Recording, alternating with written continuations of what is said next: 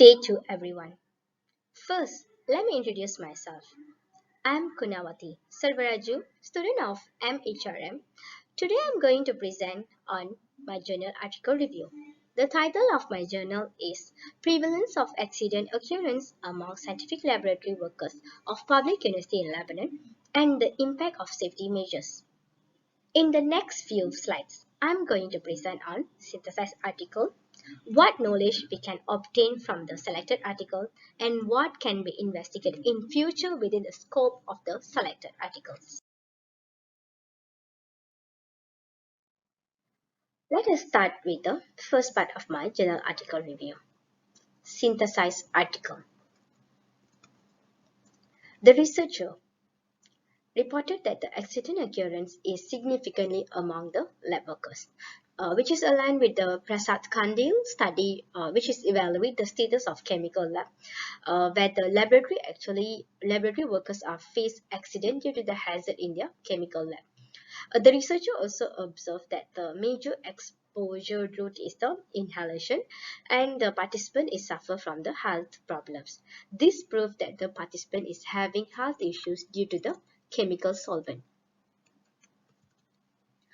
Next, the researcher also observed that the majority group of people who exposed to accident are females.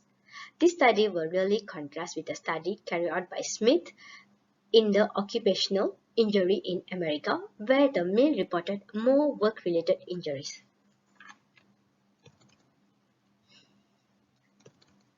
Due to inadequate training, the workers are actually exposed to the potential hazard and the risk warning sign. Similarly, study carried out by Ivy also mentioned that the inadequate training of the laboratory staff did not enforce them to protect themselves in case of any incident in their workplace. The perception of respondent in the emergency measure is really important. This researcher also observed that the PPE significance is associated with the accident occurrence. This is due to the improper facial protection and the negligence to change the facial as recommended by OSHA standard. This study is also helped to understand the occurrence and the potential risks among the workers as well as the impact of training measures. By identifying the risk, we can actually ensure the safety is protected. In the articles is also indicated this can be achieved through the implementation of safety department. The purpose of safety department is to ensure the compliance and promote safety working culture among the employees. Let's continue with the second part. What are the new knowledge I have obtained from the selected article? The firstly is the risk of chemical hazard. There is a group of lab workers that have been in the lab accident and they are actually exposed once by the frequency. So the exposures to chemical hazard can actually lead to them for like short-term and long-term health effects. Some can be cured for years, meanwhile some cannot be cured.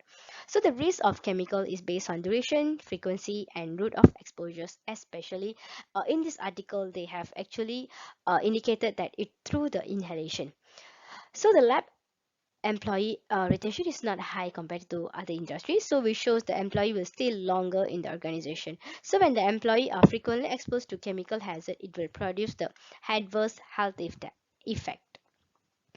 The next one is the factors of occurrence accident in the lab. This study actually helped to determine the characteristic of the lab workers. For example, the experienced and highly educated employee actually they recorded high accident occurrence. The experienced employee is someone who actually been performing the same or the repetitive job for a long period of time. They are more likely to become complacent to the hazard and they less likely to recognize the risk.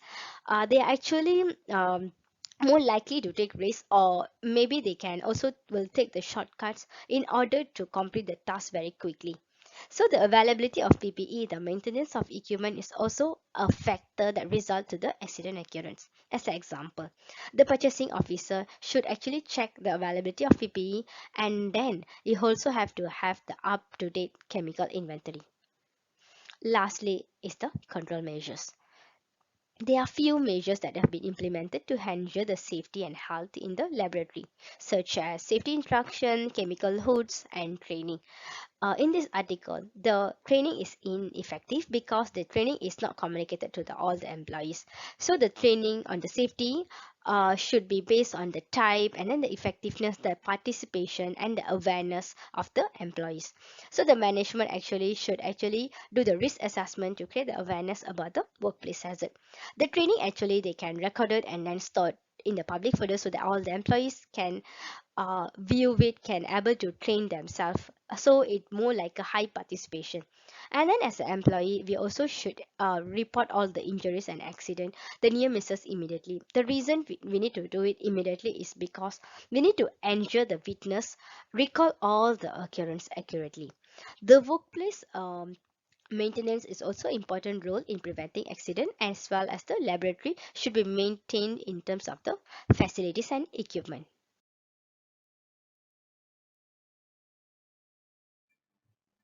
Let us continue with the part 3. What can be investigated in future within the scope of selected articles? Based on my opinion, issues that can be investigated in future are human factor and organization factor. Human factor are the main cause of the potential exposures among the lab workers. According to Griffin's study, there are three types of human errors, which is summarized as the below screenshot. The first one is rule based. Rule based is when the workers didn't comply with the safety and regulation in the laboratory, such as improper use of PPE. The skill base is based on the due to lack of training and handling the chemical. The lab workers did not receive the proper training on the safety and physical hazard. Knowledge base is due to the when chemical lab worker made a decision by himself and didn't seek for advice from the superior. In this article, it's also indicated the majority of the participants who involved in the accident didn't communicate with the safety training. The safety training should be focused to all the lab workers. It should be hands-on, scenario-based learning because it provides the participant with the chance to participate. Uh, it also prevent the occurrence of accident. Hence, human error should be taken to the consideration. Next is organizational error. According to the investigation carried by CBS, the management of university failed to manage the safety among the lab workers. The management failed to hire the safety trainer due to the resources management. The organization should document all the accident near misses. There will be a process gap in safety requirement while the absence of safety committee in the work. The organization also should accessing the laboratory training, make sure the laboratory person communicated with the material safety data sheet, reviewing safety training and enforcement of policy related to handling chemicals, PPE. In this article, the management of university didn't have the safety committee. Hence, by implementing it, it will eventually improve the safety of the lab.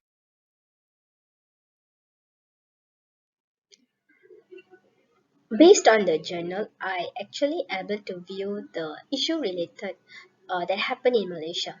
The reason is because the journal is based in Lebanon, and it still give me an insight to check whether is this accident occurrence is happen in Malaysia. So when I investigated this, I have found a few cases which is related to the laboratory accident. The first one is the lab assistant was badly burnt because of the spill of sulfuric acid. So this also shows that the preventions and then the safety measures in the laboratory. The next is also issue related to the laboratory accident in which it led to 13 students of inhalation of iodine gas. Iodine gas was heated during the experiment to test the chemical reaction, but end of the result the students are actually having the breathing and difficulties. So it also shows that um, in Malaysia the issue is recurring, and we have to take precaution methods to reduce the number of accident and to improve the safety of laboratory and then the students as well.